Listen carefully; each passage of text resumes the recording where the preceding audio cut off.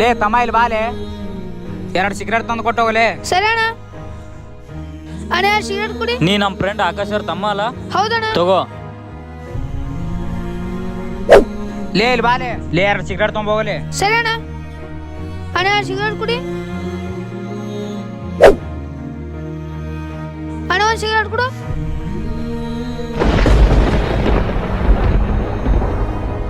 ಲೇ ಏನ್ ಮಾಡ್ತಿದ್ಯಾ? ಬಿಸಾಕ್ಲೇ ಅದು. ಏನ್ ಲೇ ಸ್ಕೂಲ್ ಹೋಗೋ ವಯಸ್ಸಲ್ಲಿ ನೀನ್ ಮಾಡ್ತಿರೋ ಕೆಲಸ ಏನು? ಅಣ್ಣ ಸಾರಿ ಅಣ್ಣ, ಇನ್ನೊಂದ್ಸತಿ ಮಾಡಲ್ಲ ಅಣ್ಣ. ಆದ್ರೂ ನೀ ಸಿಗರೇಟ್ ಸೇದ್ಬೇಕಂತ ಎದಕ್ ಅನ್ಕೊಂಡಿಲ್ಲ? ಸ್ಕೂಲಿಗೆ ಹೋಗ್ಬೇಕಾದ್ರೆ ನಮ್ಮ ಅಣ್ಣ ದಿನ ಸಿಗರೇಟ್ ತಮ್ಮ ಅಂತಾನೆ. ಸೇದಿದ್ರೆ ಹೆಂಗಿರುತ್ತೆ ನೋಡ್ಬೇಕಂತ ಅನ್ಕೊಂಡೆ ಅಣ್ಣ. ಲೇ ನೀವ್ ಏನ್ ಮಾಡ್ತೀಯ ನಿನ್ ಗೊತ್ತಾ? ಏನ್ ಮಾಡ್ತಿದ್ದಾನ್ಲೇ? ಯಾರು ನೋಡಿದಿರ ಹಾಗೆ ಸಿಗರೇಟ್ ಸೇತಿದ್ದಾನೆ. ಅದು ಯಾರಿಂದಾನು ಅಲ್ಲ, ನಿನ್ನಿಂದಾನೆ.